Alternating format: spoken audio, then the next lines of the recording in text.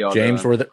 we're here, man. We are finally here. It's game week. Finally, we got Eastern Kentucky coming into L&N Federal Credit Union Stadium this Saturday at 3:30. I believe the Cards opened up as a 40.5 point favorite yesterday. James, first question I got to ask. Are you taking the 40.5? I am. Okay. Eastern's an FCS school. If you look at their track record, especially in the past 2 years, they're about middle of the road. They're similar to what Austin P was for us last year in terms of like how they fare against FCS talent. But they are more offensive based, even though they have a lot of D1 guys that have transferred there. They have Vito Tisdale that we've seen over at Kentucky, and I think he played at Colorado. I'm not sure if he played at all there or he got hurt, but he's at EKU now. They also have Gabe Stevens. He was at North Carolina, and Cam Jr. from Cincy. So they have some quality on that defense, but I think the skill guys that we have, and I don't see their D-line being able to really stop much from our offensive line, being able to get the push, and running backs being able to run wild. So Yeah. I'd say I take the over, and I don't think it's necessarily close. I think it's closer to 50 than 40. So me personally, I'm not a professional gambler. I'm not very good at gambling. So don't take my word for any of this. But what I will say is it always weirds me out gambling on these sort of FCS, like 35 plus spreads. It's not just a Louisville thing, it's all teams. Realistically, I think you're going to see Moss come out of the game probably around the third quarter. And it's one of those things. It's just weird for me. I don't, because you get to a certain point and, the winning team's going to try to new things. They're working out their sets, whatnot. And it just scares me from that perspective. I think Louisville wins and they win big, but I don't like betting on spreads in this sort of environment. You know what I mean? So with these games, specifically when you open the year against an FCS opponent, I do think it aids it. I think there'll be more this year because there are people that are they love Eastern Kentucky. There'll be people that will make that drive from Richmond. More likely, more than so than what they were from Tennessee and Austin P last year. But I think you might get 40-50 just because there'll be some open seats just because I think everybody goes in expecting this to be a Yeah, I starting mean, half. I kind of agree with you. I think it's realistically going to be closer to 40. It's not a very good opponent. It's beautiful weather. I hate to be the guy to make excuses, but I don't see very many people turning out for it. With that being said, I think it's going to be a loud, raucous environment. I know the people, they're so ready to get back into this. I was talking to one of my friends today. He hosts a big tailgate that some of you guys might have been to before. And I mean, they're opening up at 10. People, they're ready to get back into the flow of things. It's been a long off season as they always are. And with Louisville, luckily, as of, today, Sunday, it's been a quiet fall camp. Let's keep that going. But I think, just the Cards are just going to roll this game. Kind of what you hit on as well. The talent and the skill positions. I mean, we talk about it. This is probably Louisville's deepest wide receiver room since I don't. exactly. I mean, yeah. I mean, it's been, I think back to it and I'm like, maybe Devontae Parker, Eli Rogers years, maybe, but I mean, you're still talking almost 15 years at this point. I like the depth that they have tight end position because so going into the offseason they had to address that. That was a glaring Yeah. issue. That's something a lot of people were stressed out about. Where's the tight end? Where's the tight end? Well, they bring in three, Yeah. along with having a freshman in Grant, and then you got Dylan back. So you got six in that depth chart, and I'm okay. I've seen good stuff out of all six of them. I'm okay with whoever you throw out there because I trust Braum. No, I agree. And then I mean, just rounding it out, the offensive line depth it's insane. I mean, they built a very competent offensive line. They built a huge offensive line. I mean, it's legitimately one of the biggest in Power 5 per size and weight. Just the offense, it's too good, and it's one of those games where, Louisville could score 70. I wouldn't be surprised. They could score 40, and I wouldn't be surprised. And these FCS games, it's tough to kind of gauge. In your opinion, when do you think Moss will come out of the game? First drive of the second half. I think he might let him come out in the second half, run one drive, and then pull him. And then if you were to put a snap count on Brown, what would it be? 30. 30? That's passing or running. That's not just carries. I give him 30 carries. Yeah. Just get him out of there. Get him. Yeah. Knock the rust off and get him out. I'm kind of the same way. With Watson, I would give him the bulk of the carries in this game, truthfully, and kind of go down in your room. I would really like to see Wilder get a good amount of snaps this game, and I think he will. Macy Boykins, but I mean, back there.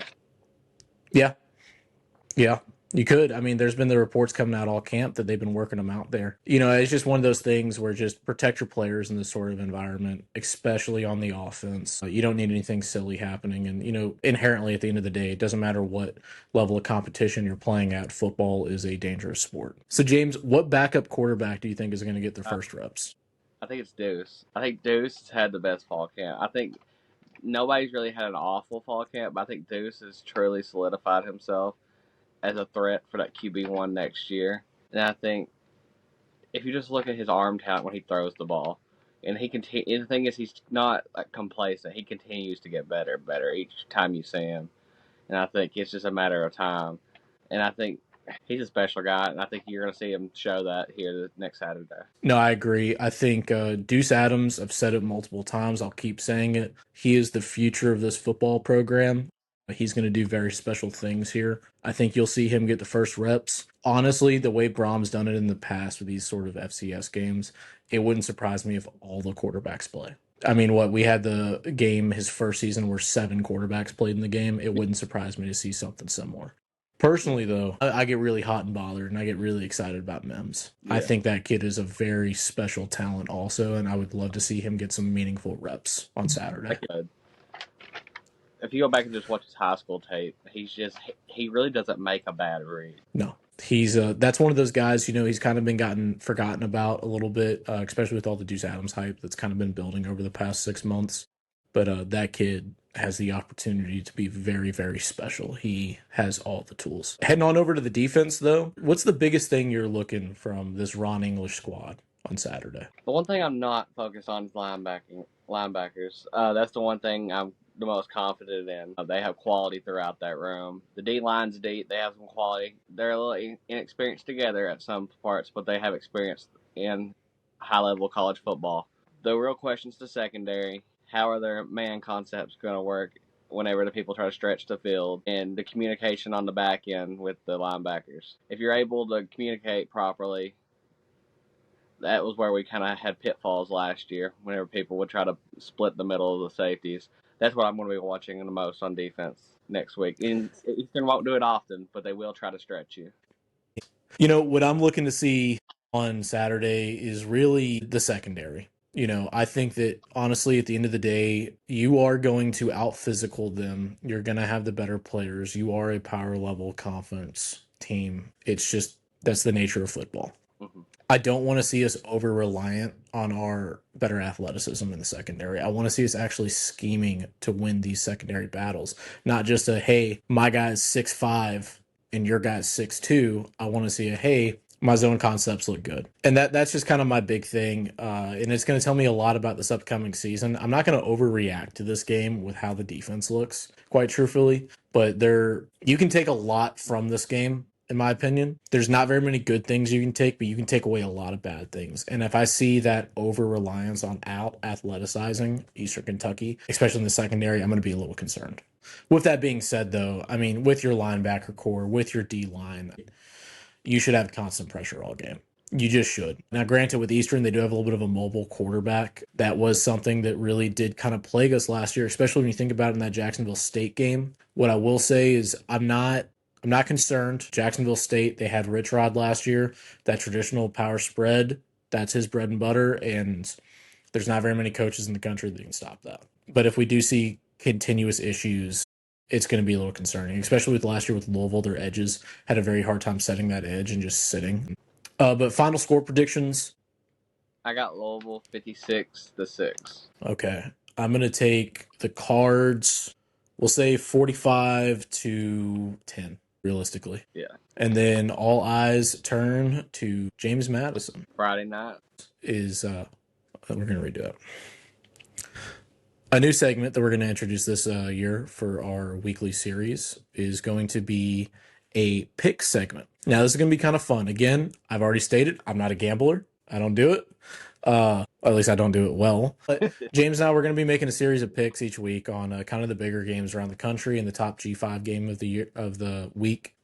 And then you can follow along on Twitter. We'll have our overall record, and hopefully we can make you some money. All of these are going to be just money line picks. We're basic like that. The first game we're going to look at, though, LSU Clemson. The battle for the real Death Valley. So I'm going to be honest with you. After watching any given Saturday, I have less confidence in Brian Kelly. I think Clemson is legitimately one of the three best teams in the country, up there with Texas and Penn State right now. It is in the real Death Valley, and just there's weird vibes this year about LSU. So give me Clemson at home. I think that this is kind of the coming out party for Klubnik. So it's the battle of Death Valley. Who's the real Death Valley?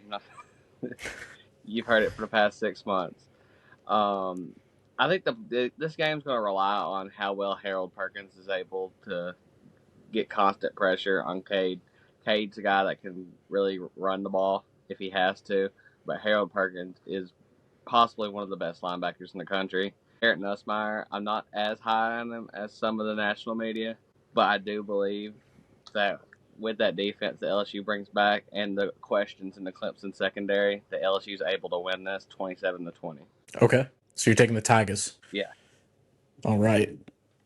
The next game we have coming up, we're going to talk about, it is Big Noon Saturday. It is college game day. It is everything wrapped together. It is Texas at the University of Ohio State, coming live from the Horseshoe at noon. There is no better way to kick off the college football season than this. I mean, this is what college football should strive to do every single year. This is Lee Corso's last game. I feel obligated to say that after watching any ESPN television over the past week, because they let me know every single commercial break. I love Coach Corso, though. For me personally, man,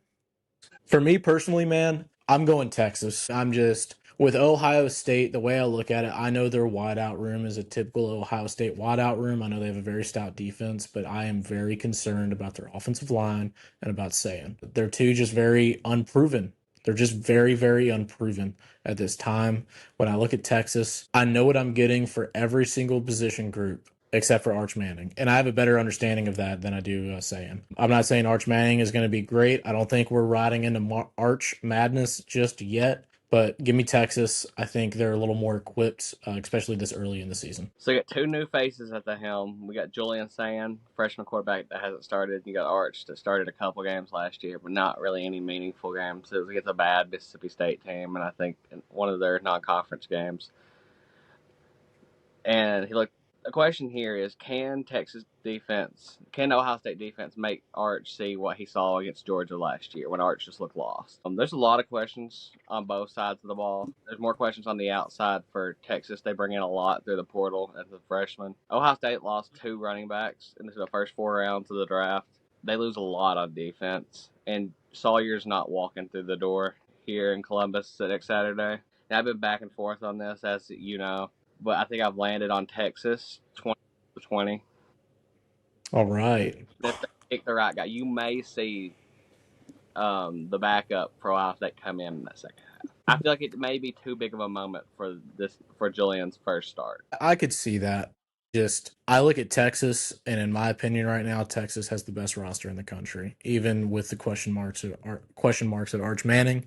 And I think we're both in agreement here. The eyes of Texas will be on Columbus. Next game we're going to go into, a throwback, a little Catholics versus Convicts. I've always loved that name. We don't get to say it enough. We got Notre Dame at Miami. I believe that game is 3:30.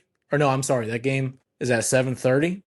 Yeah, It is in Coral Gables. And I'm going to tell you right now, man, I'm not saying this as a Louisville fan at all. This has nothing to do with that. You could give me $1 million right now out of my own pocket, and I would bet it on Notre Dame. Notre Dame opens up as a 2.5 favorite. I mean, there's with this Miami roster, it's the typical Miami thing. Amazing on paper. But then you start really looking into how these players have performed at their previous teams, and it's just question marks. I don't trust Carson Beck. We've been on this roller coaster long enough in college football. I still don't trust him. Notre Dame has one of the better defenses in the country. Miami has a Mario Cristobal sized issue, and that is a real issue. Marcus Freeman has shown time and time again he is quickly becoming one of the top 5 best coaches in college football from a game day perspective. Give me Notre Dame, and I don't think it's particularly close either. CJ Carr officially wins the job in Notre Dame. He brings in Virginia transfer Malachi Fields, who had over 800 receiving yards from last year at the University of Virginia. They got 4 and 5 stars littered on that Notre Dame team. Miami does as well. The difference is Carson Beck, who was inconsistent at Georgia, is coming off a UCL surgery, and that's a factor a lot of people are forgetting. We don't know how he's going to look. He was inconsistent before the surgery. His accuracy's not going to be the same after. I think you see Notre Dame win, and it's more than 2 touchdowns. I got Notre Dame 35-20. Yep. All right. The next game we got on our list, we got a little Big 12 versus ACC. I have a feeling this is going to be one of the most watched games this upcoming weekend. Texas Christian University at North Carolina. It's Bill Belichick time. It is time. Personally, man, I'm excited about Belichick. I don't think it's going to be anything great, but I'm excited to see it for the league. Do you know what I'm really excited about this North Carolina roster? They went down to Mobile, Alabama, and they got this little quarterback named Gio Lopez. And I think he is one of the most underrated quarterbacks that came through the transfer portal this year. I'm really interested to see how Belichick uses him. I'm really excited to see this quarterback battle. You got Gio Lopez, you got Josh Hoover. Josh Hoover is one of the most slept on Big 12 quarterbacks. The dude had a monster season last year. I think this is going to be a really high scoring, and I think it's going to be a pretty fun game, in my opinion. Give me North Carolina. Bill Belichick, Gio Lopez. I'm not very high on TCU if you go back and watch our Big 12 preview. I think they get it done here, and I think it's off to a roaring start there in Chapel Hill. Okay, fact. Back in 2023, the last NFL-linked coach to open their FBS D1 career against Tennessee at TCU was Deion Sanders. That was a ranked TCU team, and Colorado went in to TCU and got the win. There's still a little bit of an ongoing quarterback battle between Max Johnson and Gio Lopez. It's not completely solidified. Hopefully that doesn't factor into this game. TCU returns probably the best quarterback in the Big 12 from last year. He threw for over 3,900 yards, and he was just a stud last year. For all those reasons, and the fact it's Bill's first game in North Carolina, give me TCU 30-20. No, I like it. And, for all the praise... The influx of talent doesn't rationalize me being able to take them from what they were to boosting them up. Maybe as the year goes on, you'll see like Bill's coaching better than them. But I think this early on, you're going to see more of a unfinished product. I think TCU brings back a lot of production. I think that's why they're able to get it done. Yeah, and the one thing I will say, for all the praise that I just gave Texas and Ohio State for opening up the season that way, as much praise to the ACC and the Big 12 for doing these sort of games. Granted, we did just see the ongoing SEC 9+1 schedule. These type of games are absolutely needed for the college football playoff to make big boy decisions at the end of the season. So I'm excited for this one. I think it's going to be a really fun one to watch. All right, our next game we're going to talk about, we're getting into our G5 ranks. Someone let the group of 5 guys know. Great podcast. Please check them out. We have App State at Charlotte. The game is at Bank of America Stadium. This is going to be a fun one, man. This is really Charlotte. They are a very slept on team in the AAC. You look at App State. I think they're a little slept on in the Sun Belt. App State is still App State. They're still one of the better rosters in that league. I think you don't see these neutral sites a lot for these G5s. I think both programs at least App State will travel very well. I think Charlotte will naturally have a lot of people there as well. App State, you look at them, they're bringing back a lot of production on both sides of the ball. I'm taking App State here. I think App State is just a little bit of a better roster right now. I think they have a little bit better coaching also, in my opinion. And I think they're going to travel better to Charlotte. It's a neutral site game. Neither team has to drive too far. I think the furthest they have to go is App State has to drive like an hour and 15 minutes. Yeah. So it should be packed at Bank of America Stadium. I'm not the biggest fan of these college games early in the year at these NFL stadiums. I think it can take away from the atmosphere a little bit. I would rather this game just be at App State and be in the Forest. With that being said, App State just has on paper, they have the better roster, and I think just from what we've seen in years past, they definitely have the better coaching. So I have App State here, 28-17. It could be a little closer, but I'm fairly confident in App State coming away with this win. Yeah, and just like what I said about the ACC and the Big 12, this game is going to be important for the college football playoff. You start getting into that group of 5 selection process, especially if Boise isn't what we think Boise is. It's going to be a bloodbath, I really feel, between the Sun Belt and the AAC to see who gets that spot. So this is an important one. We open up next week on a Thursday night in Arrowhead as Cincinnati plays Nebraska. Nebraska opens up as a 7-point favorite. In all fairness to previous coaches at the University of Louisville, I have seen how certain people react to playing major college football on neutral fields in week 1. and they do not react well.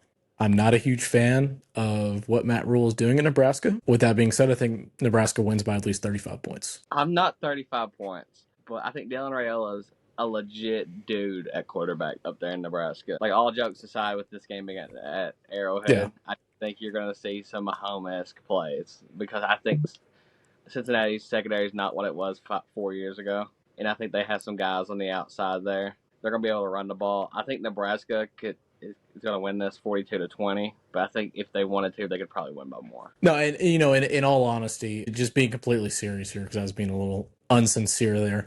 With what Matt Rule's doing in Nebraska, the only reason I'm not a huge fan of it is that style of play that he's trying to build around that offense doesn't typically very conductive to the Big Ten, especially when you start seeing your Penn States and your Ohio States, the two major ones right there. But against the Cincinnati team, the Cincinnati roster is not very good, and that's just me being upfront with you. I think that this is.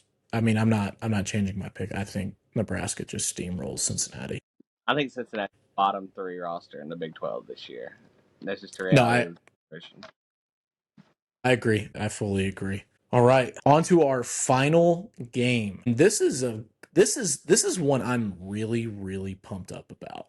That's Georgia Tech at Colorado. If you know anything about me, I am a Brent Pry believer. I am a believer in what he's doing down there in Atlanta. I think Haynes King is the toughest SOB quarterback in the country. I love what they're doing. They have weapons in the wideout room. The only question mark for GT this year is going to be their secondary.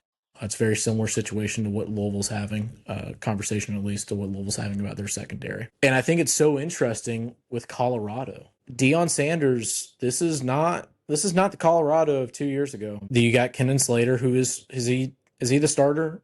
Is he presumed? It's in the starter, yeah. Okay. Colorado, it's one of those things. It's on paper, they have a very good roster, but similar to that Miami conversation, you start really looking at it and it's like, well, what's going on here? I think Caden Slater's a great quarterback. I think I've watched him enough to where he's mobile, he's accurate, he makes good decisions. The only issue is his size. I think he's a little undersized. With that being said, I look at Georgia Tech and I say, man, Georgia Tech should probably be in the top 25 right now. And I think Colorado has dropped off talent-wise just a little bit. Not a lot, but just a little bit. Obviously, you lose 2 guys to the NFL. You're talking there. But, I mean, they've done well in the transfer portal. They always will under Deion. Give me Georgia Tech, though, man. I think that Georgia Tech, they make a statement. And I think they show people that, hey, they should be in the top 25.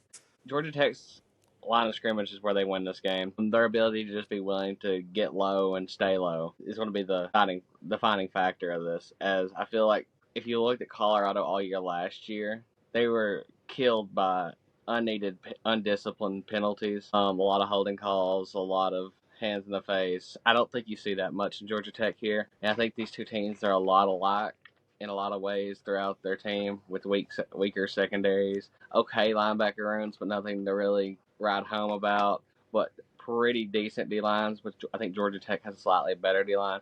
Where Georgia Tech, I think, runs away with this is in Haynes King. Mm-hmm. I think he's one of the better quarterbacks, not only in the ACC, but in the country. And I think he's able to get them over the hump. It's on the road, so it's going to be a little closer because it's going to be a night game. I got Georgia Tech 28-23 with a late touchdown. All right. Good deal. Well, like I said, we're going to have our picks listed on Twitter if you want to follow along. We will also have our overall score the longer that this goes on throughout the weeks. Thank you so much for tuning in. If you don't know, our little content schedule over on the page for the next 3 months. For Louisville games, we'll have a post-game space on Twitter, as we always do. That'll be hosted on the main @Cards Companion page. For away games only, we will be doing a pre-game show 30 minutes before kickoff. Come, talk, hang out. This is your show. It's a show by the people for the people, so please, we love a little bit of interaction. And then on a more of a YouTube-style content, like what you're watching right now, that'll be posted every Monday. This will be an every week thing.